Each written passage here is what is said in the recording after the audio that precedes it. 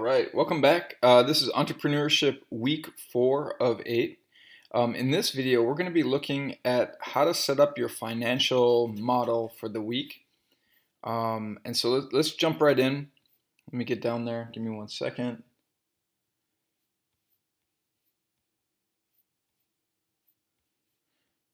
All right. So again,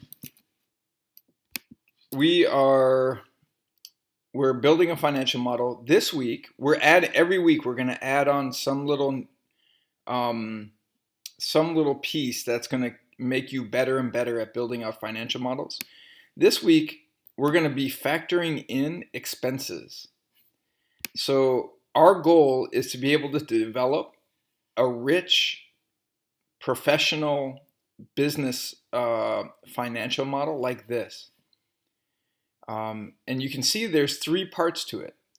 There you have your revenue, and then these are all the streams of revenue that come in. They're anticipating coming in to the business. We have expenses, and you can see these are all expenses that they anticipate having. Salaries, marketing, rent, utilities. These are all expenses that they're anticipating. And then they have net income down here. And this is a really important number because this tells you, hey, we brought in revenue, we brought in $1,500, but to do that, we had to spend $500, right, in expenses. And then it's simple. You just take revenue minus expenses equals your net profit or net income. So this is the money that you'll be walking away with. And that's really cool. Like, this is your profit. Up till now, we've only been focusing on revenue. We're going to build in expenses this week. So let's get going. You remember this class example where you're going to start a student store at school, a school store, and you're going to sell 3 products: notebooks, pens, and hats. Okay. Well, and do you remember the facts and assumptions that we already laid out? Remember, we said that notebooks, you're going to charge $1.50 per notebook to students, and that you anticipate selling 15 a day. For pens, remember that we said you're going to charge $1 per pen to students, and you anticipate selling 30 a day. And for hats, remember we said you $15 per hat, that's what you're going to sell it for, and you anticipate selling 3 a day. Well, that's great. What you were able to do is build out a revenue model. So you got your facts and assumptions into a spreadsheet like this, and you have your products, your price to customer, your daily sales, and then you did daily sales revenue, and that's just this times this. Great. And look, you anticipate having revenue of $97.50. But guess what? To make these sales is going to cost you. It's going to cost you to make these sales. In other words, you got to buy these notebooks, pens, and hats from your supplier. And so we're going to add in a layer here. Look at this. Cost per notebook is 50 cents. Cost per hat is $8. So every time you sell a hat for 15, 8 of that 15 is going to cost, just like recouping your cost. Okay, well, look at pens. Pens is a little bit more complicated. For pens, you buy pens in big boxes. 1,000 come in a box, and you have to spend $250 to buy this box of 1,000. So that's not as straightforward, is it? You got to figure out how much each one of these pens is worth. So just keep that in mind. Remember that these cost 50 cents, these cost $8, and these cost, 1,000. A box of 1,000 costs $250. Well, hey, just like we saw in our professional example here, we have revenue on top, then we have expenses on bottom, and then we go down to net income. So if we come over here and look at mine, so we have revenue here. I'm going to scroll down. Ooh, and look, I built out an expense model. So look at exact same products. Now, instead of price to customer, I'm saying cost of product. So 50 cents per notebook, $8 per hat. And we got to figure out how to do pens, but we'll come back to it. Daily sales. Well, obviously daily sales are going to be the same here as here. So all I did was I said equal sign and I clicked on this cell. And I did for pens, I said equal sign and I clicked on this one. And then I did the same thing for hats.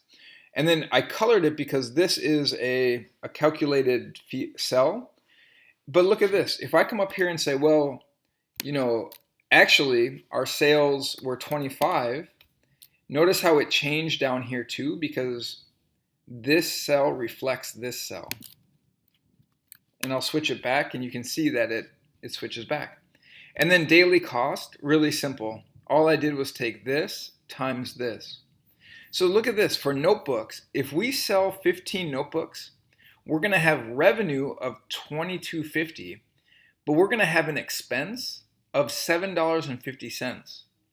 Interesting.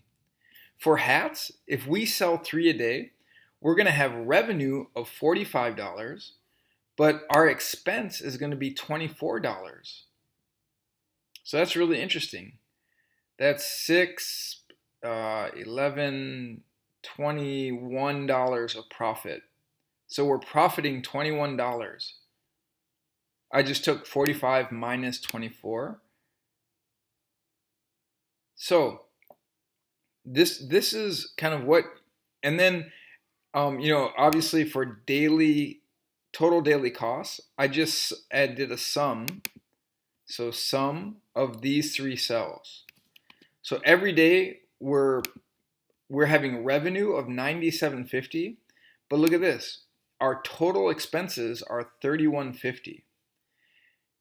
Then for down here, daily net profit, I said D10, so this cell, minus this cell.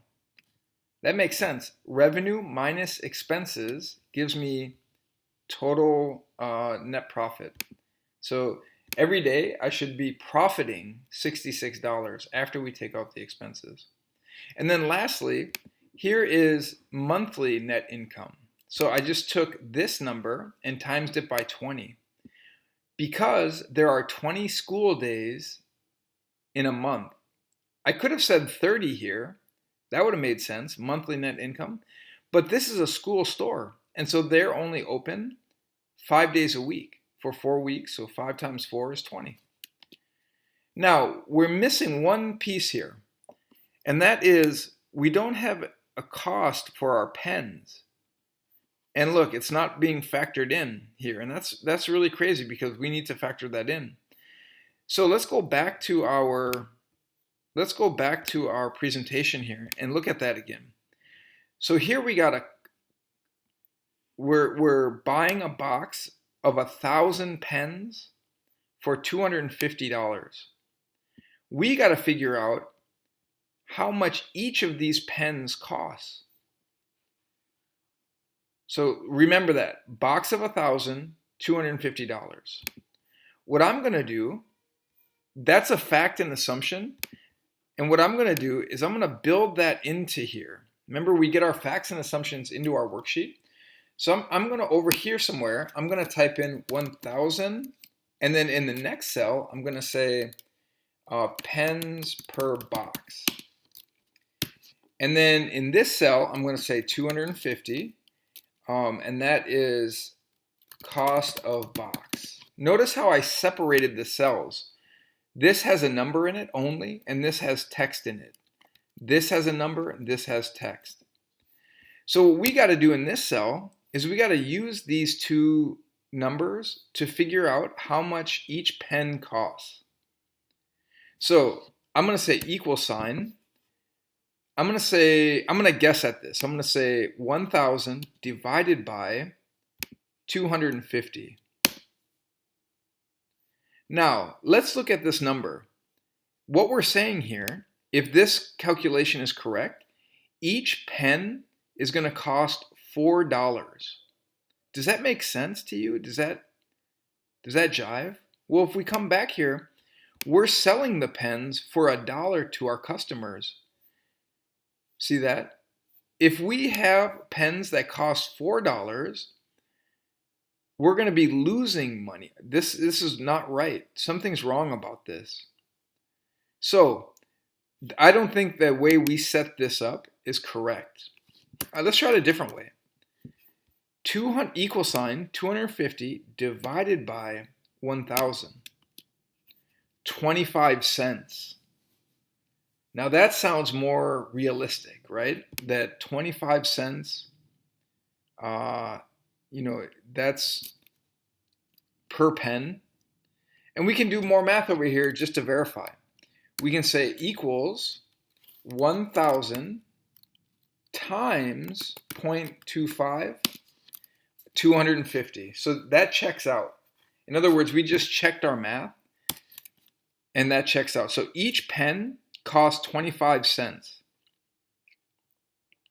So if we sell 30 a day, our expense is going to be $7.50. We're going to make $30 because we're going to charge $1 and we're going to sell 30. So we're going to make $30 in revenue, but $7.50 of that goes to our costs. Now, as a savvy business person, you are trying to increase revenue and decrease costs, expenses, because that will increase your net profit. So wonder if you went out and you found a different supplier of your pens, and maybe instead of a box of 1,000, maybe it's a box of 1,500 for $300. Is this a better deal for you? Does this lower costs and expenses? Well, if we come over here to our calculation, now we see that we're going to spend 20 cents per as opposed to 25. So you're going to save money. Look, you saved $1.20 in expenses, and all that goes to profit. So in this week's, let's see, where are we? In this week's assignment, we're going back to our gumball machine, only now it just has one gumball machine. And you have a bag of gumballs here that you buy from Costco. Now, they're half-inch gumballs, so you have to stick with half-inch gumballs. But what I'm telling you is that you buy this bag of 500 gumballs, and it costs you $50.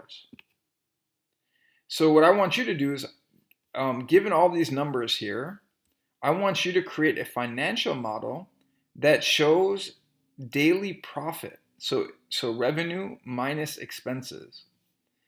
Now, obviously you're going to turn that worksheet into me and give me access to it, etc. And then you're going to answer these questions below. How much revenue do you earn from a day from your gumball sales? How much does each gumball cost you? How much profit do you earn each day from your gumball sales? And then look at this, the Be Brilliant. One of them is that student found cheaper gumballs and factored this new information into their financial model. So here, I want you to go out, just like we did the pens, I want you to try to find a source of half-inch gumballs, which is cheaper. Now you're going to put the link to that source here, and then you're going to answer these questions. How much does each cheaper gumball cost? How much daily profit will you earn with these cheaper gumballs?